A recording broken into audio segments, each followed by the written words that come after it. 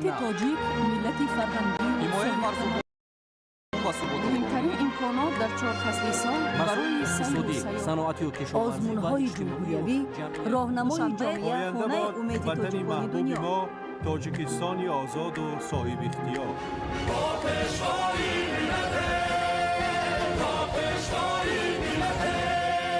دوست باشید، اتفاق باشید، شکرانه همین دولت کنید، شکرانه همین سرزمین کنید، شکرانه کنید که چنین وطن عزیز و محبوب دارید.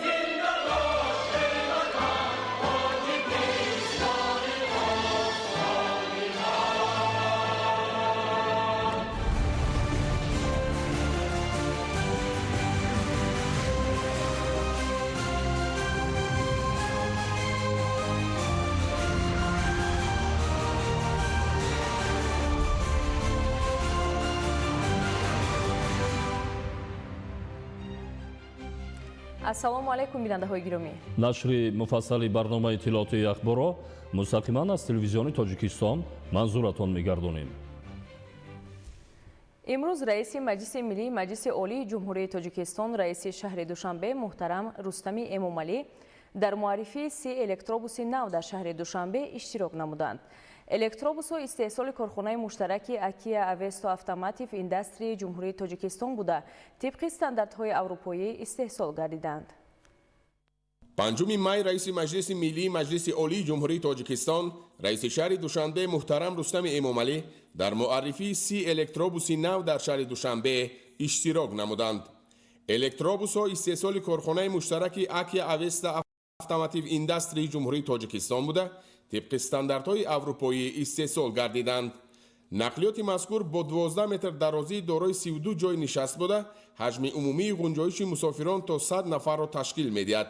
ҳамчунин муҷазз бо таҷҳизоти гармидиҳӣ ва хунуккунанда, 6 камераи назоратӣ, 2 экрани маълумотдиҳанда мебошанд.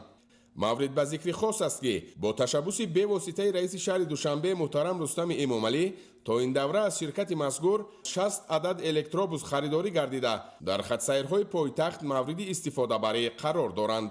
зимни муаррифии электробусҳо иттилоъ дода шуд ки ҳаҷми умумии батареяҳои электробус 350 киловаттсоатро ташкил дода, иқтидори ҳаракати автономияш то ба 300 километр баробар мебошад. кафолати батареяҳо ва дигар қисматҳои барқии электробус 600 000 километр ё 8 солро ташкил медиҳанд. дар натиҷаи иқдомҳои наҷиби президенти ҷумҳурии Тоҷикистон пешвои миллат муҳтарам Эмомалӣ Раҳмон ва ташаббусҳои созандаи раиси шаҳри Душанбе муҳтарам Рустами Эмомалӣ ҷиҳати тадриҷан амалӣ гардидани корҳои созандагиву бунёдкорӣ дар кишвар, рушди босуботи иҷтимоиву иқтисодии шаҳри Душанбе талаботҳои навро нисбат ба фаъолияти тамоми соҳаҳо аз ҷумла соҳаи мусофиркашонӣ пеш оварда, дар дурнамои оянда ҷиҳати беҳтар намудани вазъи соҳа ва амалисозии қарори раиси шаҳри Душанбе дар бораи тасдиқи нақшаи чорабиниҳои мақомоти иҷроияи ҳокимияти давлатии шаҳри Душанбе оид бар рушди нақлиёти барқӣ барои солҳои 2022-2028 дар пойтахт тадбирҳои судманд андешида мешаванд. муҳтарам Рустами Эмомалӣ земни суҳбат бо масъулон ҷиҳати дар ҳолати хуби техникиву санитарӣ нигоҳ доштани воситаҳои нақлиёти мусофирбар дастуру маслиҳатҳои судманд доданд. давоми рӯз раиси маҷлиси миллии маҷлиси олии ҷумҳурии Тоҷикистон раиси шаҳри Душанбе муҳтарам Рустами Эмомалӣ ҳамчунин ба оғози корҳои сохтмонии маҷмӯаи биноҳои шуъбаи вазорати корҳои дохилӣ рақами 2 дар ноҳияи Фирдавсӣ, муассисаи нақлиётии раёсати вазорати корҳои дохилӣ ва бинои шуъбаи бозрасии давлатии автомобилии раёсати вазорати корҳои дохилӣ дар шаҳри Душанбе санги асос гузоштанд. фармоишгари иншоот раёсати вазорати корҳои дохилӣ дар шаҳри Душанбе маҳсуб ёфта, он дар масоҳати 156 гектар бунёд хоҳад ёфт. маҷмӯаи мазкур аз 3 бино иборат буда, шуъбаи вазорати корҳои дохилии 2 дар ноҳияи Фирдавсӣ 5 ошиёна бо таҳхона ва дорои 45 адад утоқи корӣ, бинои муассисаи нақлиётии раёсати вазорати корҳои дохилӣ дар шаҳри Душанбе, бинои шуъбаи бозрасии давлатии автомобилии раёсати вазорати корҳои дохилӣ дар шаҳри Душанбе бошад, аз 5 ошиёна бо таҳхона ва 42 утоқи корӣ иборат мебошанд. иншооти мазкур ҳамчунин дорои майдончаи тамрин, майдони варзишӣ, майдони сафороӣ, нуқтаи тақсими сӯзишворӣ, таваққуфгоҳи мошинҳо ва таваққуфгоҳи ҷаримавӣ мебошад. дар фарҷом раиси шаҳри Душанбе муҳтарам Рустами Эмомалӣ جهتی در مهلت معین گردیده و با سطح و صفت بلند انجام دادن کارهای ساختمانی انشاءات بنیاد شونده به کارمندان و مسئولان دستور و سپارش‌های مشخص دادند. کمک‌های پیشوای ملت به ضرردیدگان آفت طبیعی کلاب با دستور بواسطه پرزیدنت کشور محترم امامعلی رحمان مواد غذایی، لباس، مصالح ساختمانی و دیگر لوازمات ضروری به منطقه ضرردیده ارسال کرده شدند. ساکنان کلاب از چنین توجه و دستگیری اظهار سپاس نموده به آینده نیک با امید می‌نگرند. روند کارهای بنیادی در کشور، اینفراساختور نوسازی می شود، راهها باز هم بهتر و هموار می گردند، سطح خدمت رسانی بالا می رود، همه این ساحه ها رشد می کنند، قدم هایی با اعتماد به سوی آینده آباد و پیشرفته میهن. خدمت حربی شجاعت، مردانگی در عمل، صداقت به وطن بپایان، مراسم سوگندیادکنی نواسکران، سوگند سرباز، قسم جان و اراده قوی به آینده باثبات میهن. استفاده عاقلانه و ثمرناک زمین پایه استواری رشد است. با آبیاری درست و حفظ ذخیره‌های طبیعی، هر وجب زمین به نیک و احوالی مردم خدمت می‌کند. زمین آباد سرچشمه زندگی فراوان و آینده شکوفان. شرح این و دیگر خبرها در نشر مفصل برنامه اطلاعاتی اخبار. тавре огаҳӣ доред, дар натиҷаи боришҳо дар шаҳри Кулоб обхезӣ ва сел ба қайд гирифта шуд. Дар натиҷаи ин офати табиӣ як қатор манзилҳои зист ва инфрасохтори ёрирасон зарар дид. имрӯзҳо тадбирандешиҳо дар самти бартараф намудани оқибатҳои офати табиӣ идома дорад. дар ҳамин замина дар доираи сиёсати инсонпарваронаи президенти ҷумҳурии Тоҷикистон пешвои миллат муҳтарам Эмомалӣ Раҳмон ба нафарони зарардида кӯмакҳои моддӣ аз қабили маводҳои ғизоӣ, сару либос ва хаймаҳо дастрас карда шуд. гузориши навбатӣ идомабахши ҳамин мавзӯст. дар доираи дастгириҳои доимии президенти ҷумҳурии Тоҷикистон муҳтарам Эмомалӣ Раҳмон ба мардуми аз офатҳои табиӣ зарардидаи шаҳри Кулоб имрӯз кӯмакҳои башардӯстона аз 17 намуди молу ашёи рӯзгор ва масъулаи сохтмонро ташкил медиҳад ба сокинони маҳаллаҳои Даминзода, Бисталогии Истиқлолият ва Корвонгузар тақсим карда шуд. ёдовар мешавем ки ҳаҷми хисороти расида муайян карда шуда барои сари вақт ва бо сифат таъмин намудани ҳаёти осушаи сокинони маҳаллаҳои зарардида тибқи дастури бевоситаи роҳбари давлат раиси вилояти Хатлон Даллатали Саид аз соатҳои аввали ба вуқӯъ омадани ҳодиса бо мардум буданд ва тавассути қувваи сохторҳои вилояти Хатлон ҳолатро бартараф намуда истоданд. дар маҳаллаи Чаманзор аз рӯзҳои аввали рух додани офати табиӣ тадбирҳои фаврӣ роҳандозӣ гардида ба сокинони зарардида кӯмакҳои яквақтанаи ғизоӣ ва ашёи рӯзгор расонида шуданд. ба ҳар як оила маводи ниёзи аввалия аз ҷумла орд, равған, биринҷ, шакар ва дигар маҳсулоти хӯрокворӣ дастрас гардида инчунин бо асбобу олоти рӯзгордорӣ таъмин карда шуданд. бо шарофати тадбирҳои саривақтӣ паёмадҳои офати табиӣ дар маҳалла пурра бартараф гардида сокинон тадриҷан ба шароити муқаррараи зиндагӣ баргаштанд. وقتی که آفت طبیعی و خانه‌های ما که ضرر داد و ما چنین کمک‌های یاری کردن ما تا سوزن تا ماشینه و تا صابون تا همه چی ما یاردم کردن. ما مینداری خود را به پرزیدنت جمهوری بیان میکنیم. ساکنان محله چمنزار از چنین دستگیری دولت و حکومت بخصوص پیشوای ملت محترم امامعلی رحمان اظهار مینداری صمیمی نموده تاکید کردند که این غمخوری‌ها با آنها نیرو و امید تازه بخشید. در محله 20 سالگی استقلالیت نیز رسانیدن کمک‌های یکوقتانه مادی و غذایی به طور منظم به راه مانده شد. ساکنان زرارده با محصولات خوراکواری و اشیاء ضروری روزگار تامین گردیده نیازهای اولیه آنها پورا خانه کرده شدند. در نتیجه تدبیرهای موثر پیامدهای آفت طبیعی پورا برطرف گردیده شرایط زیست ساکنان به حالت مقرره برگردانیده شد. ساکنان با اظهار قانونمندی و سپاسگزاری از دستگیری‌های پیوسته دولت و حکومت مخصوصا پیشوای ملت محترم امامعلی رحمان قید نمودند که چنین غمخوری برای آنها بسیار مهم و سریوقتی بود. از غمخوری‌های جناب عالی و حکومت کشور بسیار راضی هستیم. ما اظهار مینتداری میکنیم و فخر از آن میکنیم که چنین پیشوای معظم ملت داریم که نسبت خلق و وطن خود مهربان و دلسوز هستند. در محله کاروانگذار با ساکنان ضرردیده کمک‌های یکوقتانه غذایی و اشیاء روزگارداری رسانیده شدند. مواد نیاز اولیه سریوقته به دست ساکنان رسانیده شده شرایط ضروری زندگی برای آنها فراهم آورده شد. با تلاش‌های مشترک پیامدهای آفت طبیعی در این محله نیز پورا برطرف گردیده ساکنان به زندگی مقرره خود برگشتند. اهالی از چنین دستگیری و توجه رهبریت عالی مملکت اظهار سپاس و مینتداری صمیمی نموده آن را نشانه غمخوری دائمی دولت نسبت به مردم ارزیابی کردند. جناب عالی خدمت عالی کرده است به خلق. ما بی‌نداریم از جناب عالی. در نتیجه آمدن عاقبت‌های آفت طبیعی سیل ضرر زیاد دیدم و از جناب عالی که به نهایت غمخوری پدرانه میکند. این بار یکم نیست، چندین مرتبه است که ما کمک‌های جناب عالی را دسترس میکنه و مینداری خودمون رو بیان میکنه. این تدبیرهای سر وقتی بار دیگر ثابت نمودند که سیاست اجتماعی دولت و حکومت پیش از همه به دستگیری مردم، برطرف نمودن مشکلات آنها و تامین زندگی شایسته روانه گردیده است. بارشات شدید و پی در پی که روزهای اخیر در ناحیه یوم به عمل آمد به خواجگی خلق و انفراستراکچور اجتماعی ناحیه خسارات رسانید. حالا کارهای برطرف سازی عاقبت‌های آفت طبیعی ادامه دارند. شرح بیشتر در تهیه همکارانمان. در نتیجه باریدن باران شدید که سنه دوم می در ناحیه یوم به قید گرفته شد، آفت طبیعی به ساحه‌های گوناگون خواجگی خلق خسارات جدی وارد نمود.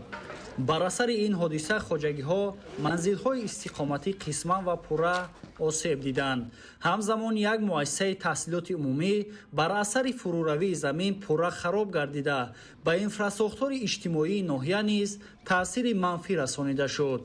طبق سفارش پرزیدنت جمهوری تاجیکستان پیشوای ملت محترم امامعلی رحمان، برطرف‌سازی عاقبت‌های آفت طبیعی جریان دارد. در این زمینه با مقصد هماهنگسازی کارهای برقرارسازی و رسانیدن کمک‌های اولیه ستاد تأسیس داده شد.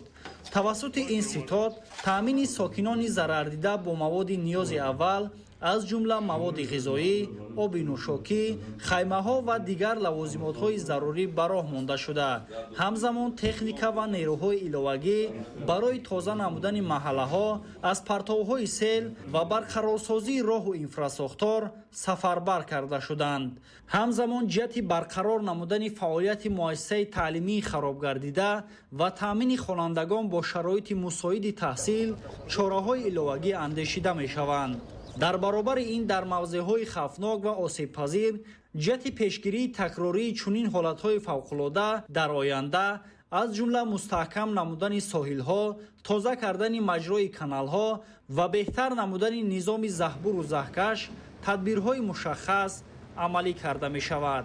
قابل ذکر است که کارهای برطرف‌سازی عاقبت‌های آفت طبیعی تحت نظارت دائمی مسئولین ولایت قرار داشته برای رسانیدن کمک‌های همه‌جانبه به اهالی ضرردیده تمام ذخیره و امکانیت‌ها روانه گردیدند. ادامه اخبار. کنفرانس 35 منطقوی سازمان آذوقه‌واری و کشاورزی سازمان ملل متحد برای اروپا و آسیای مرکزی که از 11 تا 15 می سال جاری در شهر دوشنبه دایر می‌گردد، اشتراک نمایندگان از 54 کشور عضو این سازمان، دولت‌های ناظر و سازمان و تشکیلات‌های بین المللی و منطقوی و بخش خصوصی در نظر است. این چاره‌بینی سطح بلند در تاریخ کشورهای آسیای مرکزی بار اول در تاجیکستان دایر می شود. حالا آمادگی‌ها برای برگزاری کنفرانس مذکور در سطح ضروری به راه مانده شده است. حکمت الله نظرزاده شرح بیشتر می‌دهد.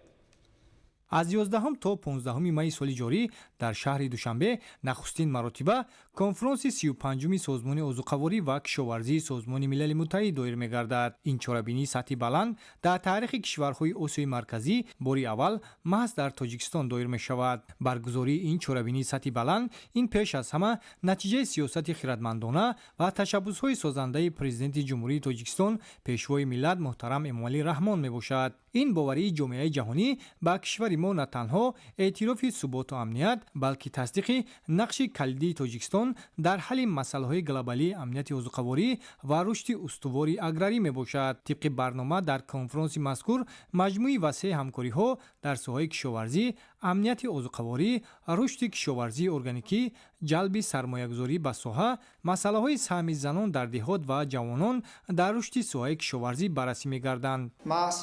در نتیجه سیاست خیرتمندانه، تشبث‌های سازنده و نفوذ بلندی بین المللی سرور دولت بود که جمهوری تاجیکستان میزبانی چنین چاره‌بینی سطح بلند را صاحب گردید.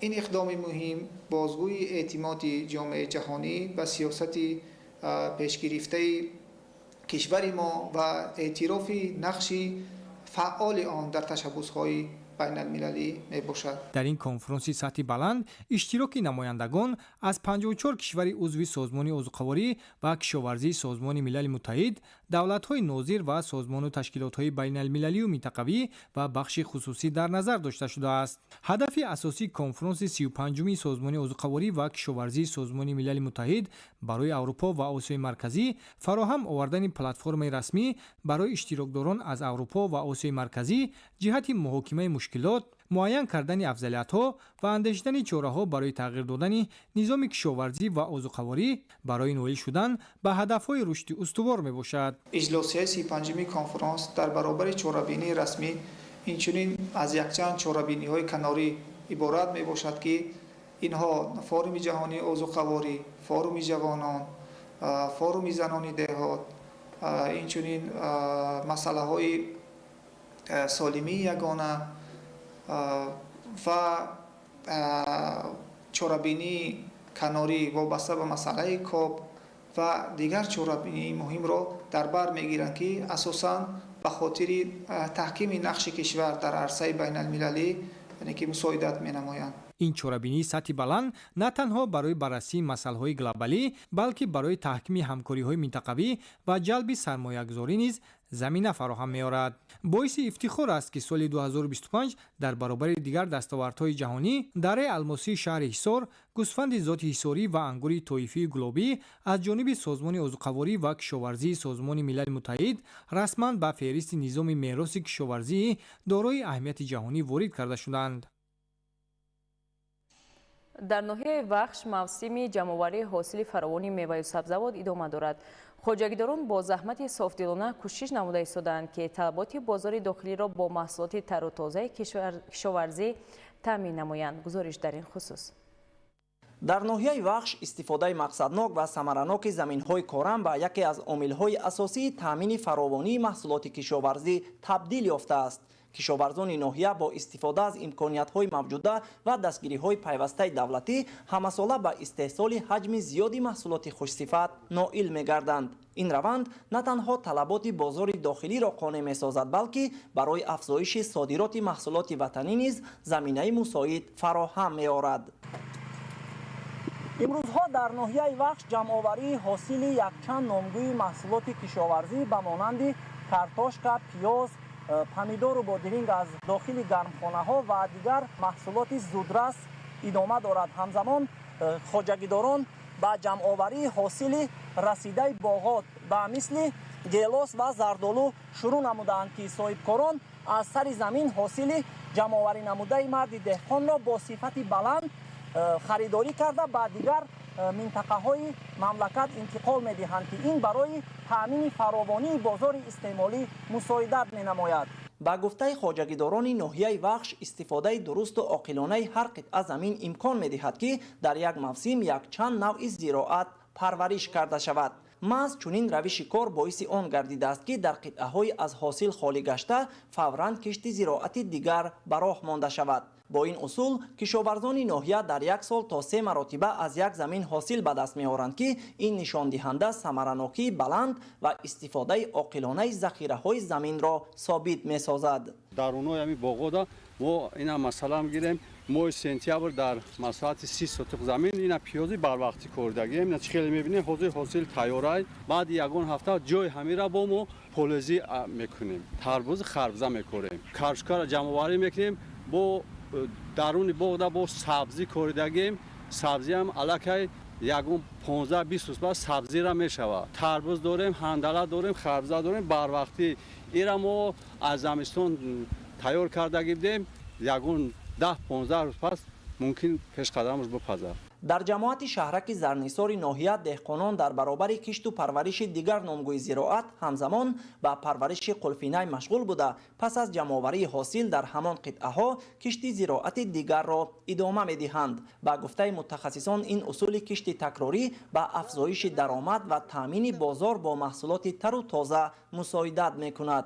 یک قسم زمین‌های خرد خواجگی دهقانی چیز در زمین‌های پرزیدنتی در زمین‌های نزداولی قلفینه شنونده می شود. قلفینه نه کشتی ترامایی نه کشتی بهاری یا با کشتی تکراری منصوب نیست. ماه آگوست قلفینه شنونده می شود در زمین های خرد. اول ماه مای پر جمع‌آوری شده. جای خوبیش همین که از ماه مای تا ماه آگوست زمین بیکار نمیماند. کشاورزان ناحیه وخش از شرایط مساعد و دستگیری‌های دولتی اظهار قناعتمندی نموده تاکید می‌کنند که چنین توجه آنها را برای فعالیت بیشتر و ثمرناک هوسمند می‌سازد.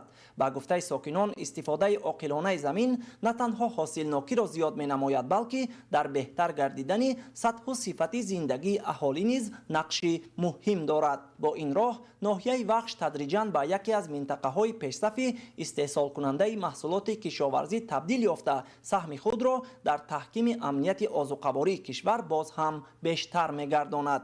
اسماعیل صاحب نظریان، اسکندر سعید، ناحیه وخش، اخبار.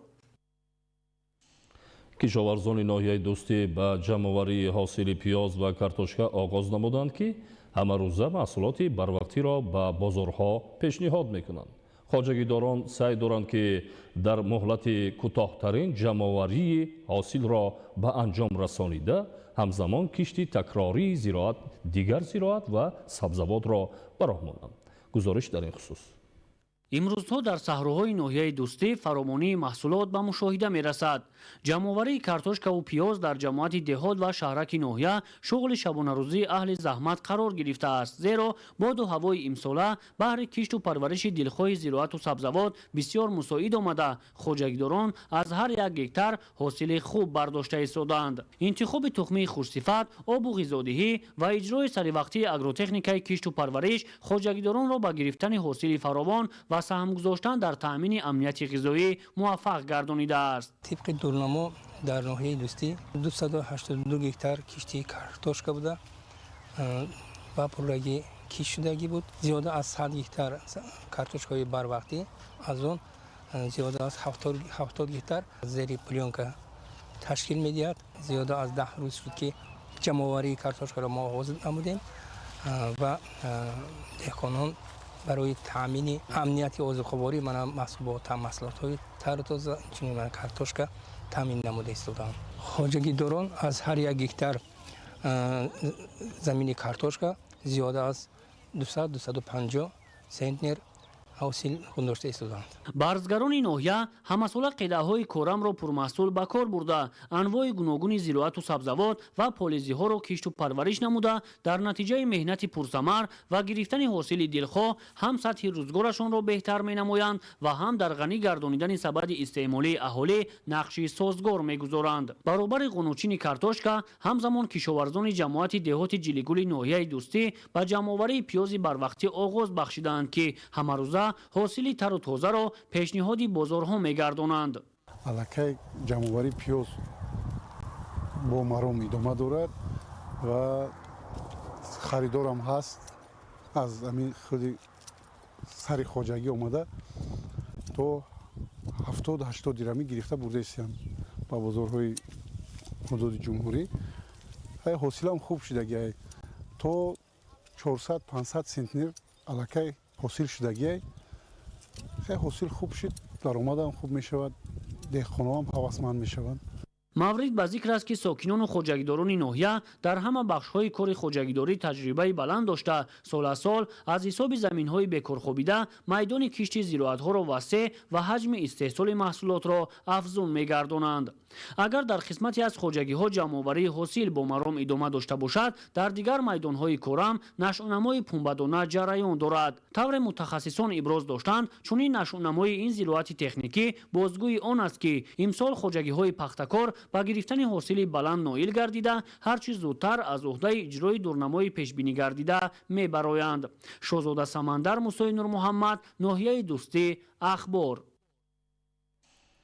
сокинони шаҳри исфара манфиати истифодаи заминҳои назди ҳавлигиро хуб дарк намуда, ҳамасола бо ба роҳ мондани парвариши номгӯи гуногуни зироат ва гирифтани ҳосили баланд сатҳи зиндагии худро беҳтар мегардонанд.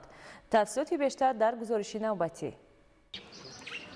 در مؤسسه‌های تعلیمی شهر اسفره استفاده ثمرناک زمین‌های نزد مکتبی یکی از همت‌های مهم تأمین امنیتی اوضاع‌قواری و بلند برداشتن معرفت مهنتی خوانندگان به حساب می‌رود. با استفاده از امکانیت‌های موجوده در نزد اکثر مکتب‌ها قطعه‌های زمین آباد و حاصلده گردانیده شده. در آنها کشتی گوناگون سبزوات راه‌اندازی شده است. امروزها در زمین‌های نزد مکتبی کشتی محصولات پالزی از قبیل کارتوشکا، پیاز، سبزی، کرم، پامیدور و دیگر نمود سبزوات به راه مانده شده. این روند نه تنها به تامین محصولات تر و تازه مساعدت میکند، بلکه حس مسئولیت شناسی، مهنت دوستی و ملکه‌های عملی نمودن کارهای کشاورزی را در بین نسل نورز تقویت میبخشد. محصولات جمع آوری شده اساساً به آشخانه‌های مکتبی روانه گردیده برای آماده نمودن غذای گرم به خوانندگان استفاده می شود. با این راه مؤسسه‌های تعلیمی در برابر صرفه مبلغ اینچنین به بهتر گردیدن صفت غذا و غنی گردانیدن آن با محصولات طبیعی نائل می‌گردند. قابل ذکر است که چنین تشبس‌ها در زمینه سیاست دولت در سمت استفاده عاقلانه زمین و تأمین امنیت اوضاع‌قواری عملی گردیده در بلند برداشتن سطح زندگی اهالی سهم نظر است می‌گذارند. مسئولین ساحه تاکید می‌کنند که در آینده نیز کارهای آبادانی و استفاده ثمرناک زمین‌های نزد مکتبی گسترش یافته حجم استحصال محصولات کشاورزی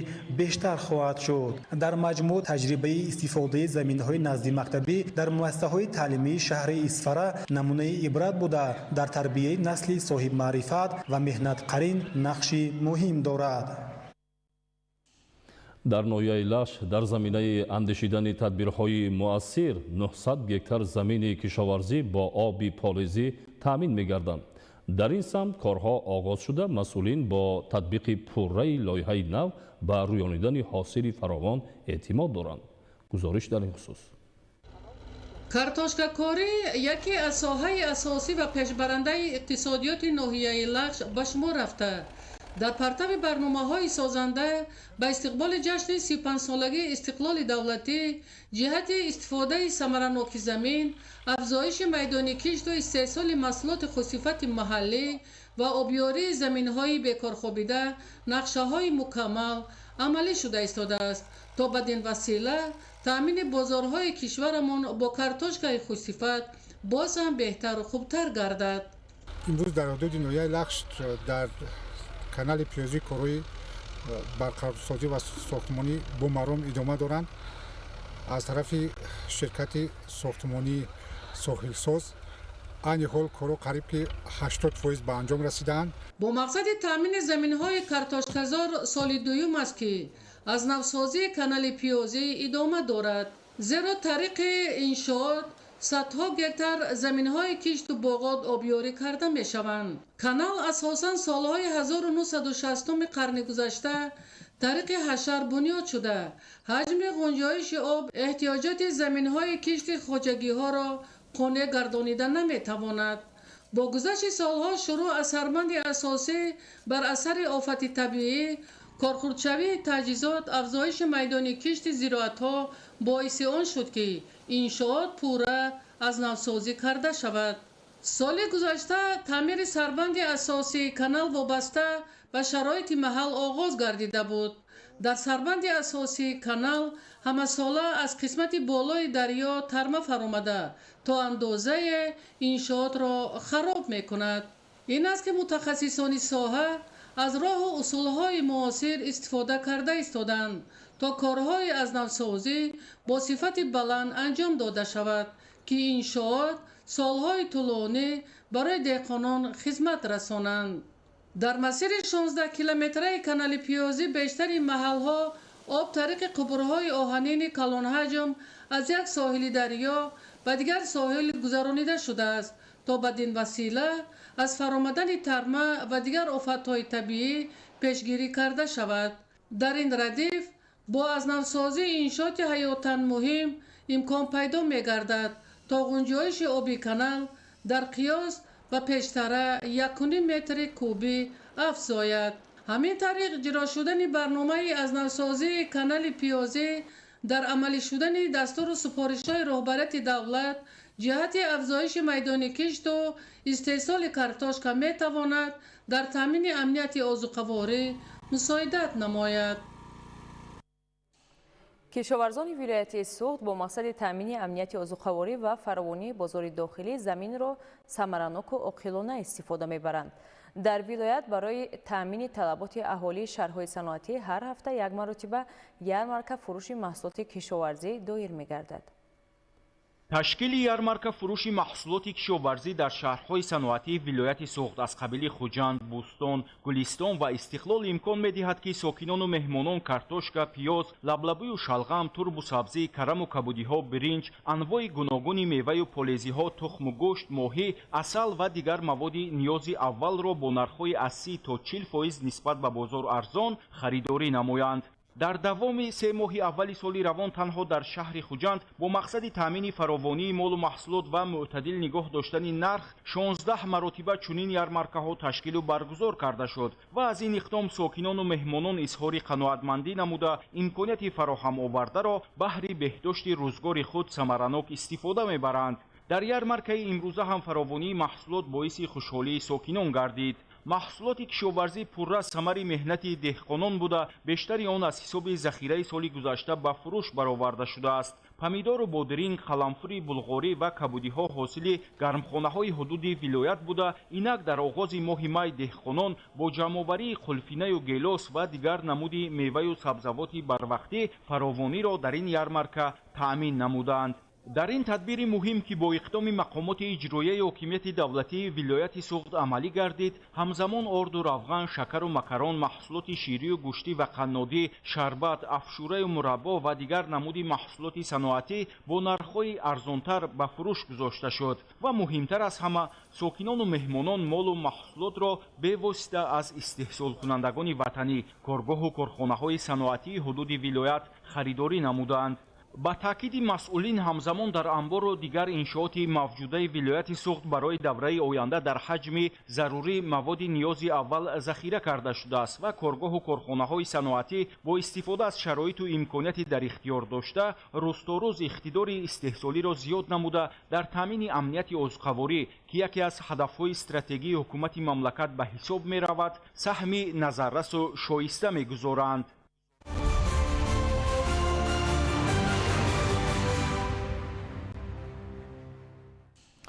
با مقصد سزاوار استقبال نمودن جشن 35 سالگی استقلال دولتی در ناحیه واسع بنیاد 408 انشاءات گوناگون تعیینات نقشه‌گذاری گردیده تا کنون بیش از 95% نقشه تامین شده است. روند بنیادکاری‌ها با رشد سطح محل نیز مساعدت کرده. در این زمینه سهم ساکنان و صاحبکاران جهت آبادانی و سازندگی‌ها نظررس عنوان می‌شود.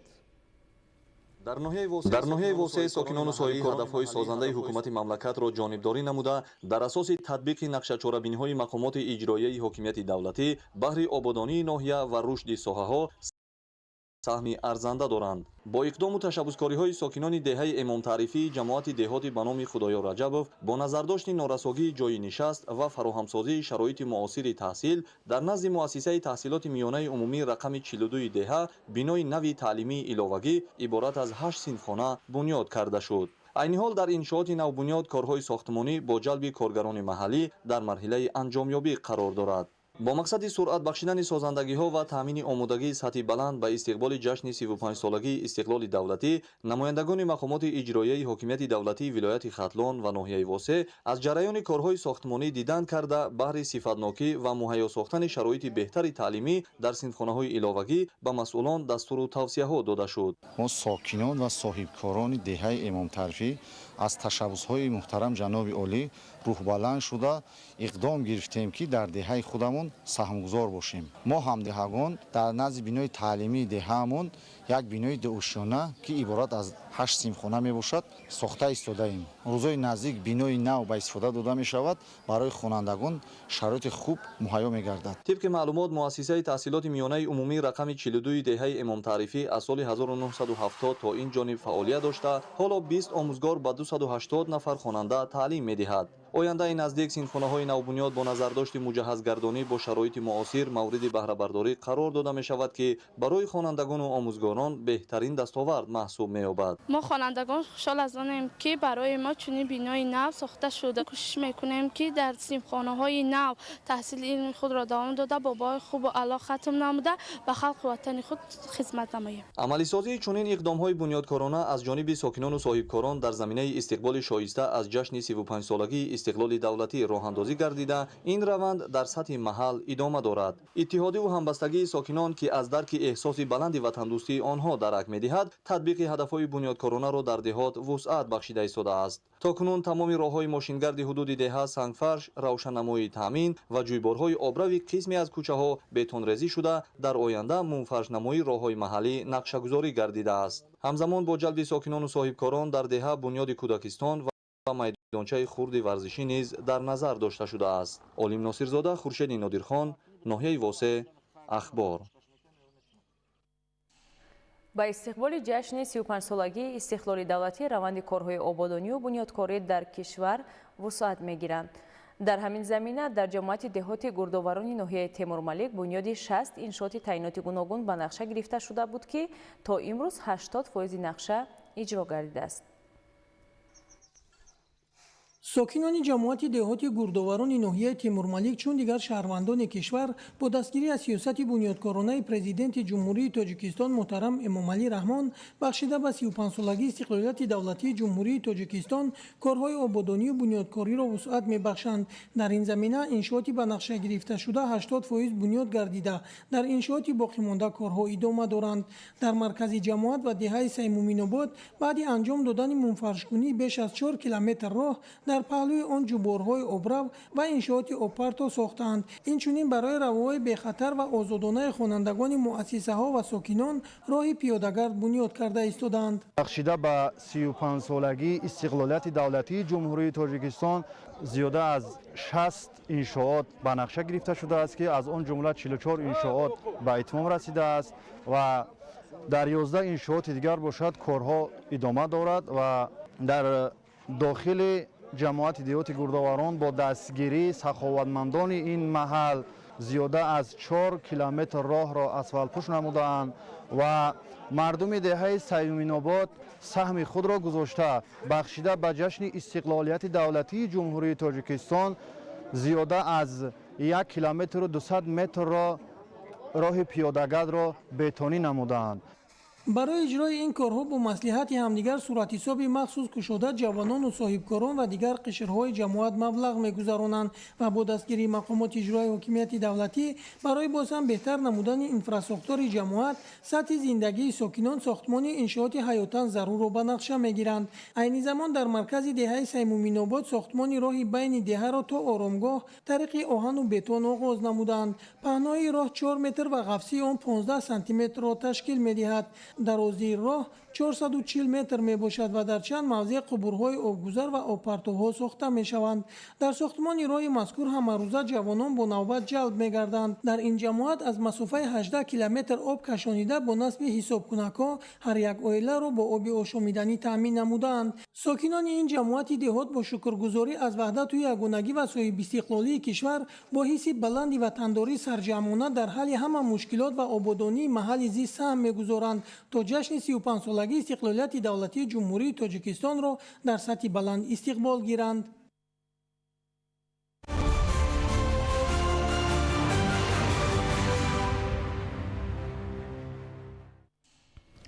масъалаҳои таъмини ҳифзи сирри давлатӣ ва ҳифзи техникии иттилоот дар ҷумҳурии Тоҷикистон, таҳлили вазъ ва дурнамо. таҳти ҳамин унвон имрӯз дар Китобхонаи Миллии Тоҷикистон ҳамоиш баргузор гардид. ҳамоиши ҷумҳуриявӣ таҳти унвони масъалаҳои таъмини ҳифзи сирри давлатӣ ва ҳифзи техникии иттилоот дар ҷумҳурии Тоҷикистон, таҳлили вазъ ва дурнамо имрӯз дар бинои муассисаи давлатии Китобхонаи Миллии Тоҷикистон баргузор гардид. дар кори ҳамоиш намояндаи дастгоҳи иҷроияи президенти ҷумҳурии Тоҷикистон, инчунин намояндагони вазорату идораҳои дахлдор иштирок намуда با معروضه‌های تحلیلی پیرامون مسائل مهم ساحه سخنرانی کردند. ضمن برآمدها تاکید گردید که توجه پیوسته پرزیدنت جمهوری تاجیکستان پیشروی ملت محترم امامعلی رحمان در سالهای اخیر به تحکیم زمینه‌های تشکیلی، حقوق کادری و تکنیکی سراداره حفظ سری دولتی نزد حکومت جمهوری تاجیکستان مساعدت نموده برای پیشبردی با ثمر فعالیت ساحه شرایط مساعد فراهم آورده است. ابراز گردید که در شرایط امروزه رشد باثبات علم و تکنیک، گسترش مناسبت‌های جمعیتی و جاری گردیدن نظام حکومت الکترونی، استفاده تکنولوژی‌های معاصر در فعالیت مقامات دولتی اهمیت مخصوص پیدا کرده است. در این زمینه اشتراکچیان همایش دایر به مسائل مبرم حفظ تکنیکی اطلاعات مبادله افکار انجام دادند. همزمان در ادامه همایش تجربه ملی و بین المللی در سمت حفظ اطلاعات مورد بررسی قرار گرفته جهت تکمیل آن پیشنهادهای مشخص منظور گردیدند. ذکر گردید که عین زمان برنامه دولتی تحکیم حفظ سری دولتی و حفظ تکنیکی اطلاعات برای سالهای 2022-2026 مورد تطبیق قرار داشته. همساله 6 می همچون روز کارمندان ساحه سری دولتی تسجیل کرده می شود. همایش در فضای سازنده و کاری انجام یافته. از روی نتیجه های آن جهت تکمیل سمت های افضلیتناک ساحه قرارهای دخلدار قبول گردیدند. خدمت به وطن افتخار و شرف و ناموس جوانمردی است. در بریگاده پاسبانی کننده سرایست اجرای جزای جنایتی وزارت عدلیه جمهوری تاجیکستان سربازان دعوت بهاری پس از آموزش کورس کوتاه مدت نواسکری از خود نمودن ترتیب و نظام و طلبات و قاعده های روزمره خدمت حربی در وضعیت تنتنوی سوگند حربی یاد نمودند. از جریان مراسم سوگند یادکنی نواسکران ابراهیم نظرالله‌زاده گزارش می‌دهد.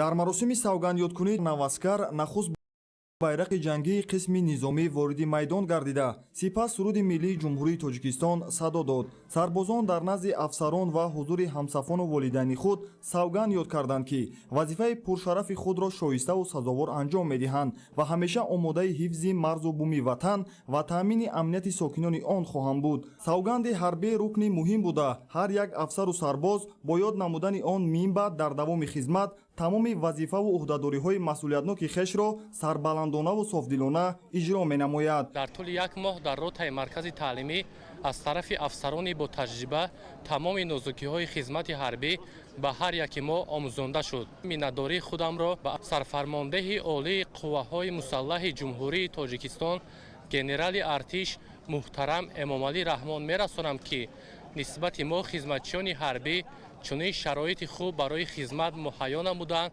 ва ҳамеша нисбати афсарону сарбозон таваҷҷӯҳи махсус доранд. хизмати ҳарбӣ ин мактаби мардонагӣ, ҷои обутобёбии шахсият ва ҷоест ки ҳар ҷавонро дар рӯҳияи баланди ватандӯстӣ ва худогоҳӣ тарбия мекунад ва аз роҳҳои бад боз медорад. таъкид гардид ки ҷавонон маҳз тавассути хизмат дар қисмҳои ҳарбӣ ҳамаҷониба обутоб ёфта чун ҷавонмардони шуҷои ватан ба камол мерасанд ва дониши сиёсии онҳо баланд гашта адои хизматро дар ҳифзи марзу буми тоҷикистон барои худ шараф ва ифтихор медонанд. ман сарбози қатори Саидов Амонулло Анварович хатмкардаи муассисаи донишгоҳи байналмилалии сайёҳӣ ва соҳибкории Тоҷикистон мебошам. пеш аз ҳама миннатдории хешро ба президенти ҷумҳурии Тоҷикистон, пешвои миллат муҳтарам Эмомалии Раҳмон мерасонам ки барои мо наваскарон чунин шарту шароити хуб муҳайё кардаанд.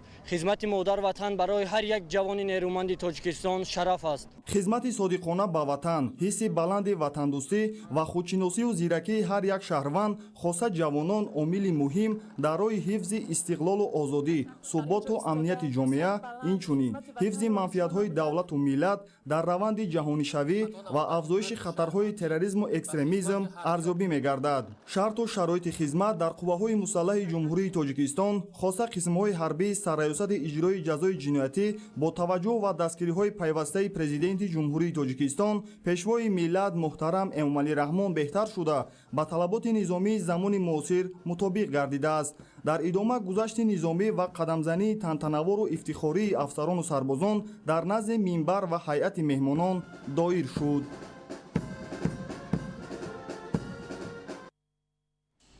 мирсабур абдуллозода бо иродаи қавӣ, эҳсоси баланди ватандӯстӣ ва садоқат ба арзишҳои миллӣ марҳилаи хизмати ҳарбиро бо муваффақият анҷом дода, имрӯз ҳамчун ҷавони масъулиятшинос ва намунаи ибрат дар хизмати халқу ватан содиқона фаъолият менамояд. таҷрибаи ғании ҳарбии ӯ дар самти кор бо ҷавонон ҳамчун намунаи равшани матонат, интизом ва садоқат ба ватан хизмат карда, онҳоро ба роҳи дуруст ва созанда ҳидоят месозад. идомаи матлаб дар таҳияи ҳамкоронамон.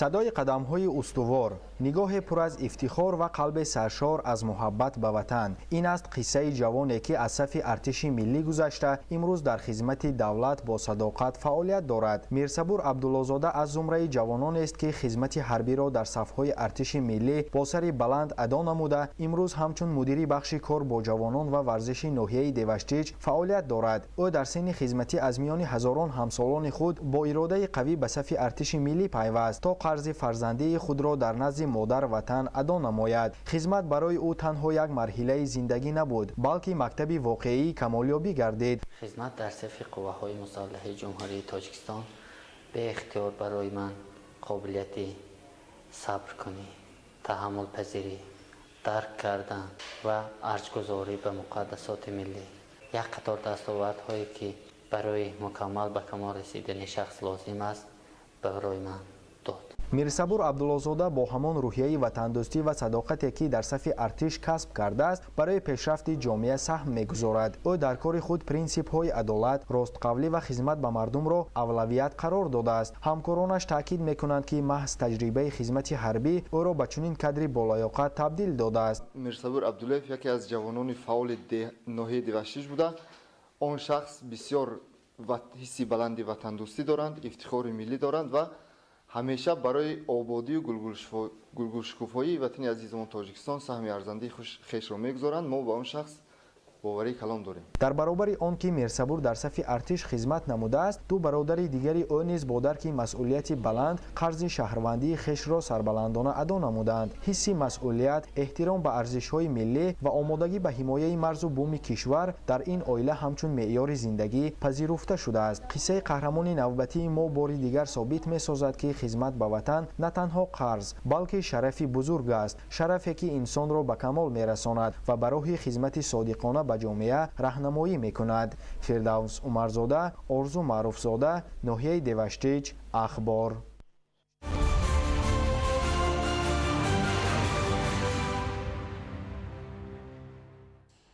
имрӯз дар китобхонаи миллии тоҷикистон муаррифии китоби тозанашри тоҷикон дар масири сулҳ баргузор гардид. асари мазкур ба масъалаҳои муҳими таърихи навини кишвар аз ҷумла раванди барқарорсозии сулҳ ва таҳкими ваҳдати миллӣ бахшида шудааст. гузориш дар ин хусус. тоҷикистон дар масири сулҳ. ин китоби тозанашр бо мураттиби латофат шарифзода таҳия гардида таҳти муҳарририи олимони тоҷик ба нашр расидааст. дар китоби тоҷикистон дар масири сулҳ хизматҳои арзандаи пешвои миллат президенти ҷумҳурии тоҷикистон муҳтарам Эмомалӣ Раҳмон дар роҳи барқарорсозии сулҳ ва таҳкими суботи ҷомеа ба таври муфассал инъикос ёфтааст. муаллифон бо такя ба далелҳои муътамад, санадҳои таърихӣ ва маводи бойгонӣ ин марҳилаи муҳими таърихиро шарҳу тавзеҳ доданд. баъд аз ба даст омадани сулҳ, тоҷикистон ба марҳилаи нави рушд ворид шуд. таҷрибаи тоҷикистон нишон медиҳад ки ҳатто пас аз низоъҳои шадид низ метавон бо роҳи муколама ва ҳамдигарфаҳмӣ ба сулҳ расид. китоби тоҷикистон дар масири сулҳ ин равандро ба таври возеҳ инъикос намуда, аҳамияти ваҳдати миллӣ ва суботи сиёсиро таъкид мекунад. китоб дорои аксҳои нодир ва маводи арзишманд мебошад ки аҳамияти таърихии онро боз ҳам бештар мегардонад. ба таъкиди мутахассисон ин асар барои тарғиби арзишҳои сулҳ, таҳкими худшиносии миллӣ ва омӯзиши таҷрибаи сулҳофаринии тоҷикон аҳамияти муҳим дорад. китоб метавонад барои олимон, муҳаққиқон ва донишҷӯён ҳамчун манбаи муфиди илмӣ хизмат намояд. раванди таълим ва беҳтарнамоии сифати он ҳамеша дар маркази таваҷҷӯҳи ҳукумати кишвар қарор дошта, дар ин самт пайваста тадбирҳои судманд андешида мешавад. бо назардошти ҳамин масъала имрӯз дар яке аз муассисаҳои таълимии шаҳри душанбе озмоишгоҳи муосири STEM мавриди истифода қарор гирифт, ки ҳадаф аз он баланд бардоштани сифати таълим, такмили маҳорати омӯзгорон, рушди таҳсилоти бо салоҳият ва омодасозии мутахассисони ҷавобгӯ ба талаботи замони муосир арзёбӣ мешавад. Манучер Маҳкамзода гузориш медиҳад. дар доираи эълони 20 солаи омӯзиш ва рушди фанҳои табиатшиносӣ, дақиқ ва риёзӣ дар соҳаи илму маориф ва стратегияи миллии рушди маорифи ҷумҳурии Тоҷикистон барои давраи то соли 2030 дар муассисаи таҳсилоти миёнаи умумии рақами 35 шаҳри Душанбе озмоишгоҳи муосири STEM ифтитоҳ гардид. дар маросими ифтитоҳи он масъулини вазорати маориф ва илми ҷумҳурии Тоҷикистон, мушовирон, намояндагони байналмилалӣ, мутахассисону коршиносони соҳа, инчунин омӯзгорону хонандагони муассиса ширкат варзиданд. иштирокчиён аз намоишгоҳи фаннӣ дар саҳни муассиса дида намуда, дастовардҳои хонандагон аз фанҳои химия, физика ва биология, китобҳои дарсии нав, маводҳои таълимӣ ва модулҳои такмили ихтисосро дар рушди соҳа хуб арзёбӣ намуданд. масъулин иброз доштанд, ки ифтитоҳи чунин озмоишгоҳҳои муосир самараи сиёсати хиратмандонаи президенти ҷумҳурии Тоҷикистон, пешвои миллат муҳтарам Эмомалӣ Раҳмон буда, барои густариши ҳамкориҳои байналмилалӣ ва татбиқи лоиҳаҳои муштарак заминаи мусоид фароҳам меоранд. татбиқи лоиҳаи таҳкими муносибати босалоҳият ва технологияҳои иттилоотӣ коммуникатсионӣ дар раванди таълими STEM, таҳсилоти касбӣ техникӣ ва такмили ихтисоси омӯзгорон дар Тоҷикистон ҳам аз зумраи ин тадбирандешиҳо мебошад. дар доираи амалишавии ин лоиҳаҳо вазорати маориф ва илми ҷумҳурии Тоҷикистон имконият дорад, ки мактабҳоро бо лабораторияҳои замонавӣ таъмин намояд. бояд қайд намуд, ки STEM таълим ҳамчун равиши муосири таълимӣ, технология, илм, муҳандисӣ ва математикаро на ҳамчун фанҳои алоҳида, балки дар ҳамоҳангӣ ва дар иртибот бо ҳаёти воқеӣ меомӯзад. бартарии ин нави таълим дар фароҳам овардани имконияти бештар барои хонандагон ҷиҳати зиёднамоии донишҳои амалӣ, қобилияти таҳлил ва хулосабарории амиқи онҳо арзёбӣ мегардад. STEM таълим раванди омӯзишро на танҳо ҷолибу шавқовар, балки имкон фароҳам меорад, то хонандагон натиҷаи меҳнати худро дар амал мушоҳида намоянд. яъне дар ин раванди таълим ҳам ҷиддият ва ҳам рушди шахсияти хонандагон бар алоб мушоҳида мегардад. ҳоло дар муассисаи таҳсилоти миёнаи умумӣ бо чунин озмоишгоҳҳои муосири STEM таъмин гардиданд, ки ҳамаи онҳо бо тахтаҳои электронӣ, ноутбук, планшет, ҳамчунин зиёда аз 40 номгӯи таҷҳизоти фанни физика, 77 номгӯи таҷҳизоти фанҳои химия ва биология, инчунин бо таҷҳизоти махсуси STEM муҷаҳҳаз буда, барои боз ҳам дар сатҳи баланд ба роҳ мондани раванди таълим ва донишандозии хонандагон заминаи мусоид фароҳам меоранд. бояд гуфт, ки татбиқи чунин иқдомҳо ба баландбардоштани сифати таълим, такмили маҳорати омӯзгорон, рушди таҳсилоти босалоҳият ва омодасозии мутахассисони ҷавобгӯ ба талаботи замони муосир мусоидат хоҳад кард.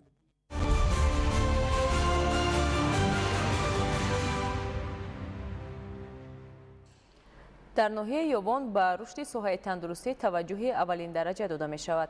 бо татбиқи тадбирҳои фарогир, бунёду аз навсозии марказҳои саломатӣ ва беҳтар намудани дастрасии аҳолӣ, бахусус сокинони деҳаҳои дурдаст, ба хизматрасониҳои саривақтӣ ва бо сифати тиббӣ рушд ёфта истодааст.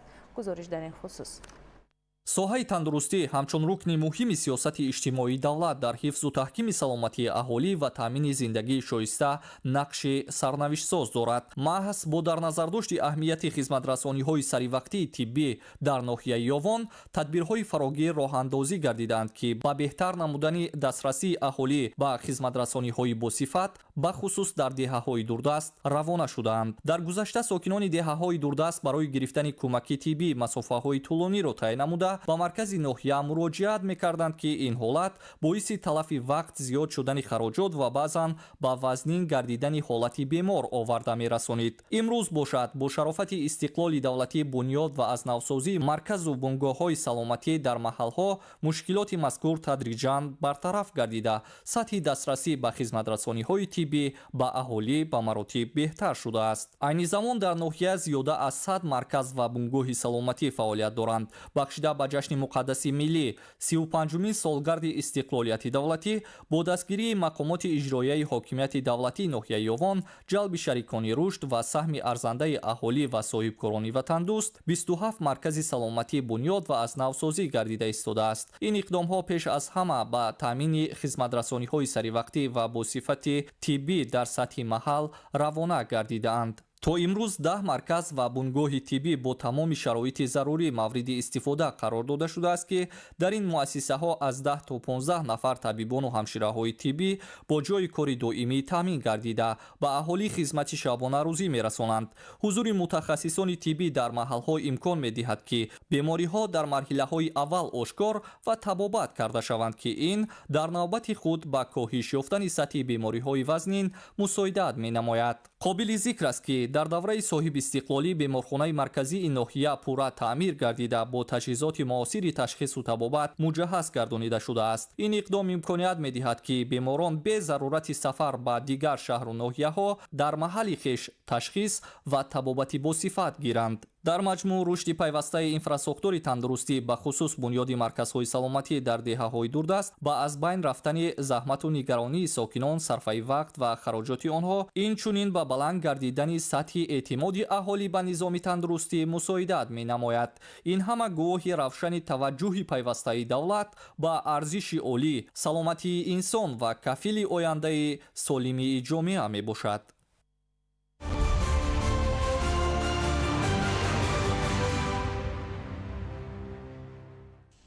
давоми 4 моҳи соли равон аз ҷониби кормандони раёсати агентии назорати давлатии энергетикӣ назди президенти ҷумҳурии Тоҷикистон дар шаҳри Хуҷанд 81 қоидавайронкунӣ дар истифодаи нерӯи барқ ошкор карда шуд. бо мақсади баланд бардоштани маърифати истифодабарандагон, риояи қоидаҳои истифодабарии нерӯи барқ дар сохтмонҳои шаҳри Хуҷанд корҳои фаҳмондадиҳӣ доир карда шуд. масъулини раёсати агентии назорати давлатии энергетикӣ назди президенти ҷумҳурии Тоҷикистон дар шаҳри Хуҷанд дар маҳаллаҳои шаҳр ки сохтмони биноҳои баландошёни истиқоматӣ, иншоати маъмурӣ, таълимӣ, марказҳои савдои хизматрасонӣ идома дорад, корҳои мушоҳидавӣ ва фаҳмондадиҳӣ доир намуданд. ин кор бо мақсади он аст ки дар вақти бунёди биноҳо баҳри васли маснуоти оҳанӣ, кафширгарӣ ва таъмини рӯшноӣ аз нерӯи барқ васеъ истифода бурда мешавад. дар ин маврид соҳибмулкон ширкатҳои сохтмонӣ ӯҳдадоранд ки ҳангоми бунёди иншоот мувофиқи тартиби муайяншуда барои истифода аз нерӯи барқ бо шабакаҳои барқ шартнома баста дар вақти сохтмон аз таҷҳизоти каммасраф истифода баранд. ҳамзамон қоидаҳои бехатарӣ, пайвасти ноқилҳои барқирориоя намоянд ва барои бинокорон шароити бехатарии корӣ фароҳам оварда шавад. дар вақти иҷрои корҳои сохтмонӣ таҷҳизотҳои барқӣ ба монанди кафшергарӣ, ба монанди механизмҳои борбардор ки бо қувваи барқ кор мекунанд, бояд талаботҳои қоидаи бехатарӣ пурра риоя карда шавад ки ин нозикиҳо пурра фаҳмон дода шуд.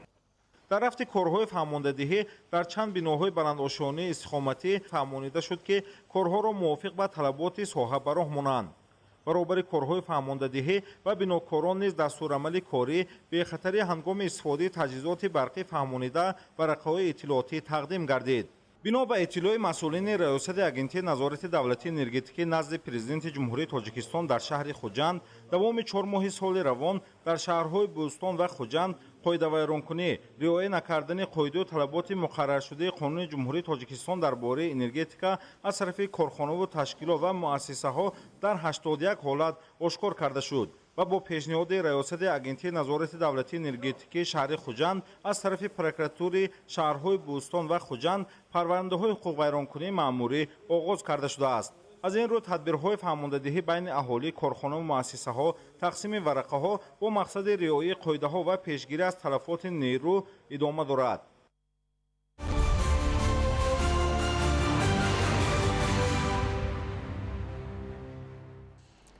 дар федератсия иттифоқҳои касабаи ҷумҳурӣ вобаста ба ташкили истироҳати тобистонаи кӯдакону наврасон ва хонандагон ҳамоиш баргузор гардид. дар ҷаласа омодагии лагерҳои истироҳатӣ, таъмини онҳо бо шароити зарурии зисту фароғат, инчунин ҷалби мураббиёну кормандони соҳибтаҷриба мавриди таҳлил қарор дода шуд. ҳамкорони мо гузориш медиҳанд.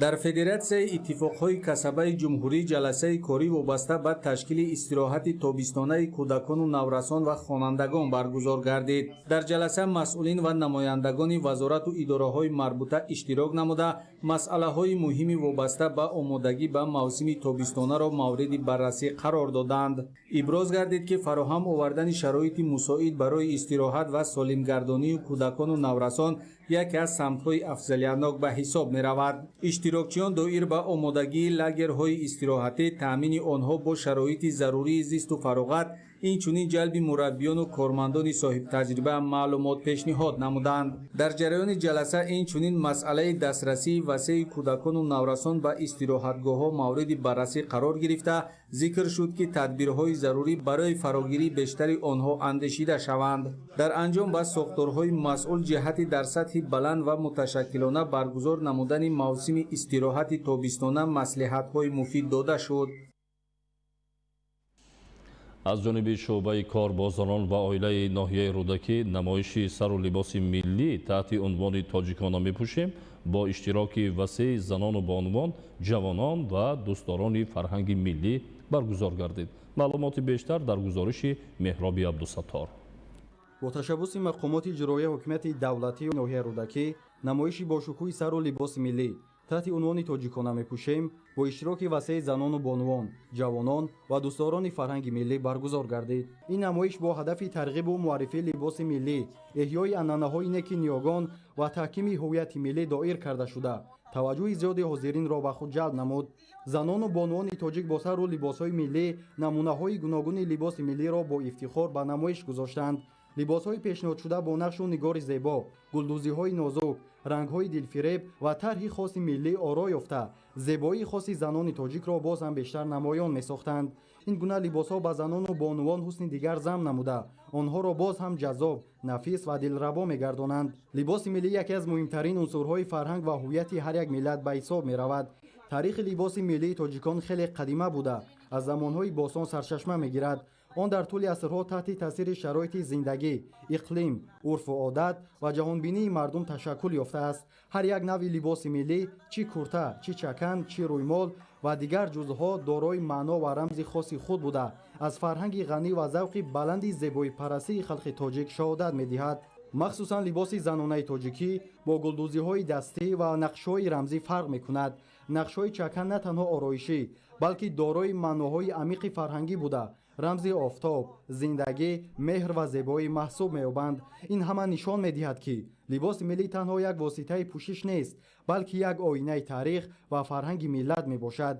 اشتراکچیان چنین نمایش را اقدام مهم در راه حفظ ارزش‌های ملی ارزیابی نموده تاکید کردند که لباس ملی باید بیشتر میان نسل جوان ترغیب گردد زیرا آن یک قسم جدا نشونده هویت ملی بوده برای معرفی ملت در عرصه بین المللی اهمیت کلان دارد.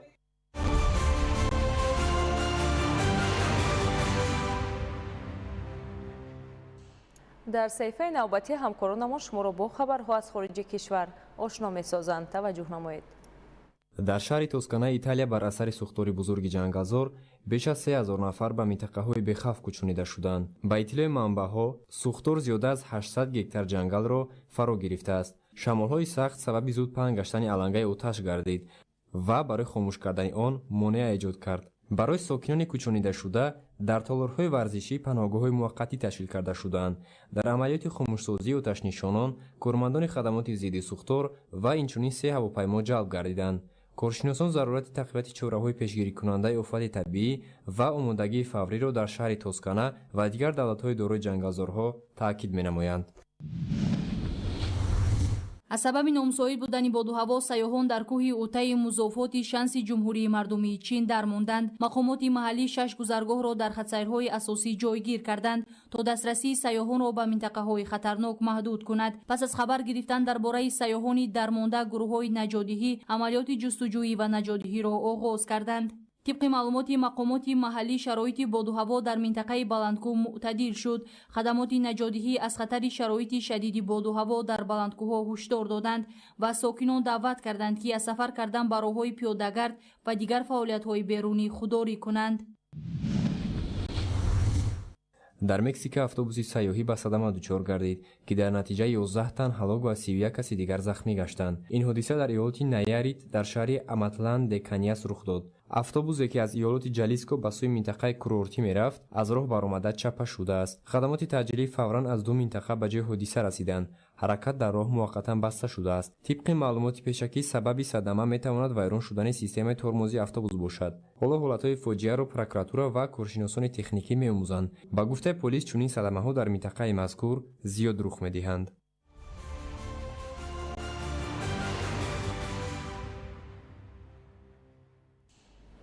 дар шаҳри душанбе мусобиқаи футболи хурд байни дастаҳои кормандони тиббии муассисаҳои тандурустии шаҳри душанбе оғоз гардид ки он то 20 май идома меёбад.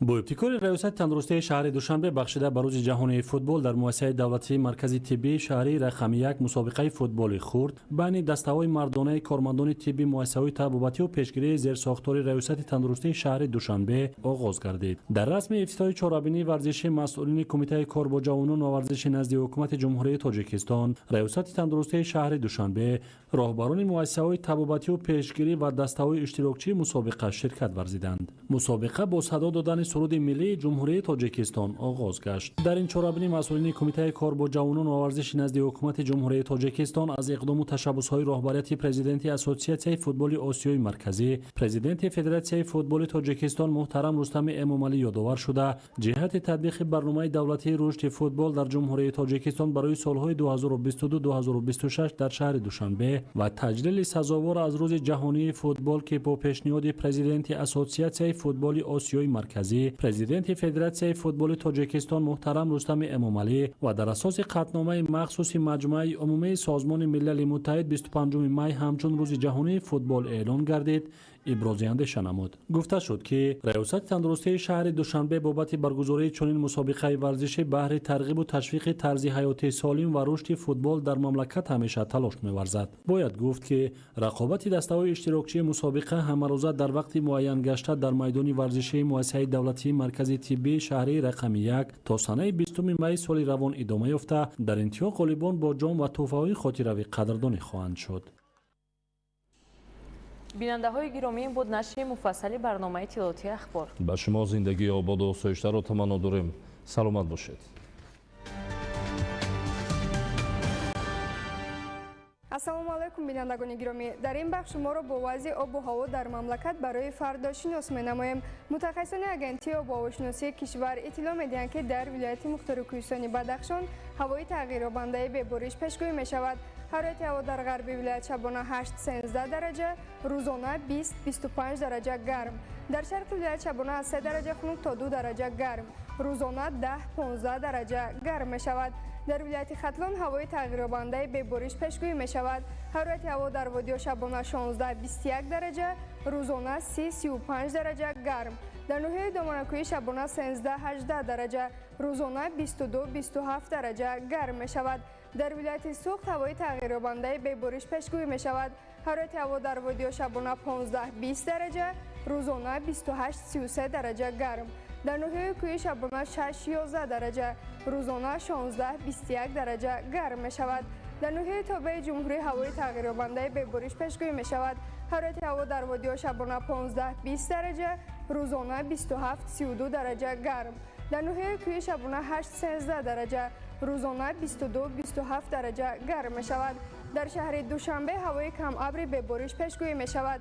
ҳарорати ҳаво шабона 12-14 дараҷа, рӯзона 28-30 дараҷа гарм мешавад.